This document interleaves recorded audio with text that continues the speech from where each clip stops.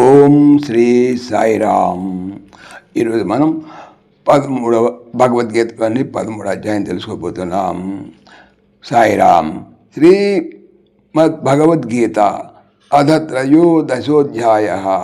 13వ అధ్యాయం క్షేత్రజ్ఞ విభాగ యోగ అనగా క్షేత్రజ్ఞ విభాగ యోగము.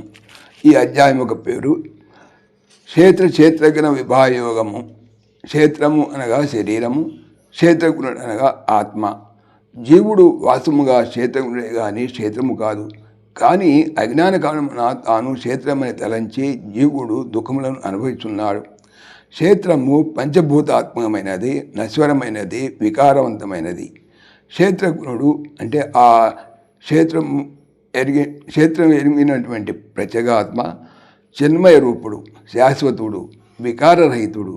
ఆ రెండింటి యొక్క స్వభావములు వివరింపబడి కలిసి ఉన్నటువంటి వాని యొక్క విభజనమును దాని గురించి తెలుపడినటువంటి అధ్యాయం ఇవ్వటం చేత దీనికి క్షేత్రజ్ఞ విభాగ యోగం అని చెప్పి పేరు వచ్చింది. ఈ అధ్యాయంలో వచ్చినటువంటి ప్రధాన విషయాలు ఏమంటే క్షేత్రజ్ఞ యొక్క స్వరూప వివరణం, అమానిత్వాది జ్ఞానగుణములు, జ్ఞేయ వస్తు ప్రతిపాదనము, ప్రకృతి పురుషుల వర్ణనము. అయితే పూర్వాధ్యాయంతో ఈ అధ్యాయానికి ఉన్నటువంటి సంబంధం తెలుసుకుందాం. క్రిందటి అధ్యాయంలో శ్రీకృష్ణ పరమాత సగుణ బ్రహ్మ యొక్క ఉపాసన గూర్చి, భక్తుని యొక్క లక్షణముల గూర్చి అర్జునుకు బోధించారు. కానీ నిర్గుణ బ్రహ్మము యొక్క తత్వముల గురించి కానీ, జ్ఞాన సంబంధమైన విచారణముల గురించి కానీ అతట ఎక్కువ ప్రస్తావించలేదు. కావున సగుణ బ్రహ్మం యొక్క విషయము, వాస్తవ భక్తి యొక్క స్వరూపం అంతా కూడా ఎరిగినటువంటి పిదప వెంటనే అర్జునకు నిర్గుణ పరమాత్మ యొక్క తత్వమును, జ్ఞాన సంబంధమైనటువంటి విచారం క్షుణ్ణముగా తెలుసుకోవాలని కుతూహలం కలిగి వాటిని గురించి భగవాన్ ప్రశ్నింపగా అంతటా వారు నిర్గుణ పరమాత్మ తత్వమును, అట్టి పరమాత్మను జీవుడు పొందగలిగేటువంటి ఉపాయమని విపులంగా సెలవిచ్చారు.